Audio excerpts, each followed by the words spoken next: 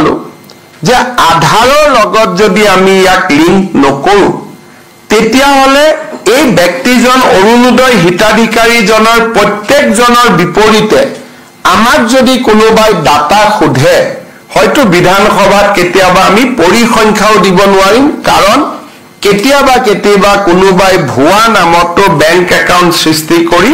অৰুণোদয় ধন লৈ থাকিব পাৰে অৰুণোদয় 3 ৰ উদ্দেশ্য হল অৰুণোদয় 1 আৰু অৰুণোদয় 2 আমি যিসকল হিতাধিকাৰীক দিছিলো আৰু নতুনকৈ যি প্ৰত্যেক সমষ্টিতে কম বেছি পৰিমাণে 10,000 হিতাধিকাৰী আমি নতুনকৈ দিম এই গোটেইখিনি আধাৰৰ লগত লিংকেজ কৰা এতিয়া মানুহে ক'ব যে আমি আধাৰৰ আকৌ কোনোবা লাইনত যাব লাগিব নেকি আধাৰ বিচাৰিব লাগিব নেকি আমি ৰাইজক সেই কষ্টটো দিব খোজা নাই কাৰণ আজি দিনত অসমত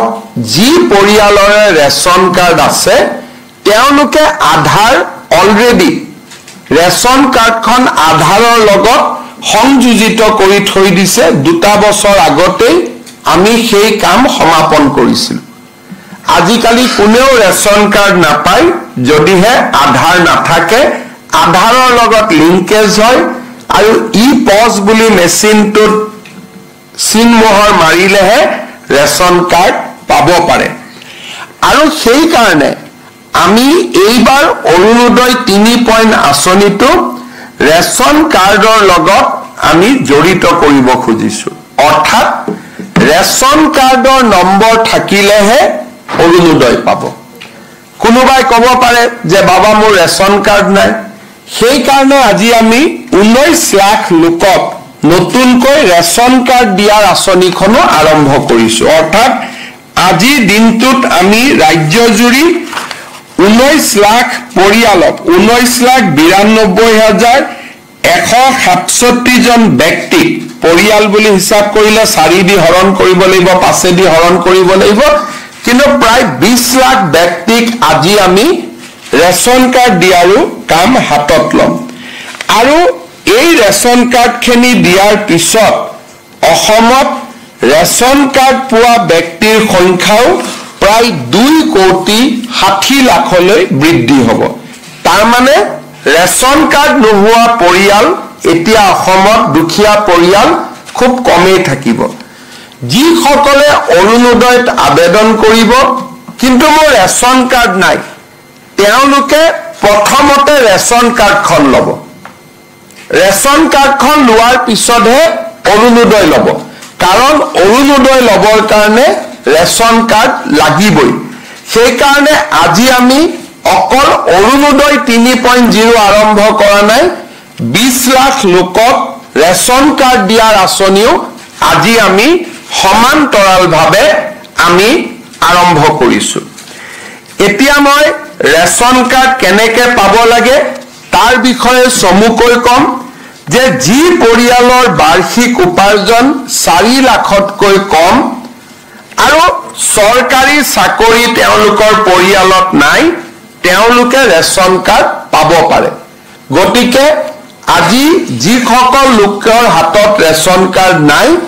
তেওঁলোকক মই পৰিয়াল পৰিচয় পত্ৰৰ বাবেও আবেদন কৰিবৰ বাবে আহ্বান জনাম আজিৰ পৰা আমি সেই কাৰ্যসূচীও আৰম্ভ কৰিছো এতিয়া অৰুণোদয় 3 আমি কেনেকৈ গঠন কৰিব খুজিছো অৰুণোদয় 1 আৰু 2 জুনে হিতাধিকাৰী আছিল তেওঁলোকে অৰুণোদয় 3 ৰ বাবে নতুনকৈ আবেদন কৰিব লাগিব আমি জিলাক কৈছো যে 1 আৰু 2 পাই থকা হিতাধিকাৰীক 3টো ল'ব কিন্তু যদি ৰেচন কাৰ্ডখন নাই নাপাব যদি পৰিয়ালত চাকৰি হৈ গল নাপাব যদি আমাৰ 4 চকীয়া ঘৰত বাহন হৈ গল নতুনকৈ কিনিলো তেতিয়া আমি নাপাম এই বিষয়ে মই আপোনালোকক বুজাব খুজিছো যে অৰুণোদয় 3টো পাবৰ কাৰণে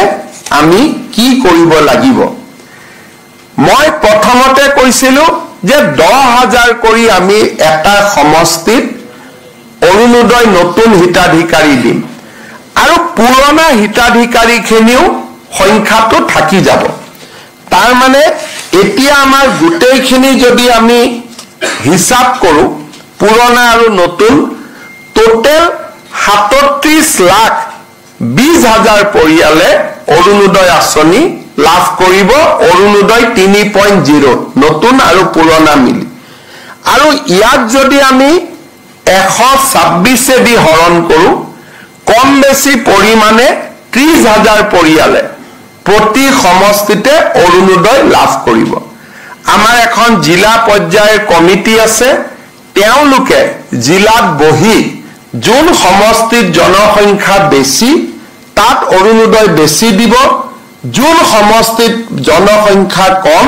তাত অৰুণোদয় কম দিব মই কাৰ্বি আলং জিলাৰ নতুন এটা সমষ্টি হৈছে তাত আমাৰ সৰ্বমুঠ লোক আছে 90,000 আনহাতে আমাৰ অসমত আন কিছুমান সমষ্টি আছে যাৰ ভোটদাতা 3 লাখ গতিকে 3 লাখ আৰু 80,000 দুইটাতে আমি এটা সামঞ্জস্য বহাব লাগিব আৰু সেই কাৰণে এভাৰেজ 30,000 কিন্তু কোনোবা সমষ্টিত 28,000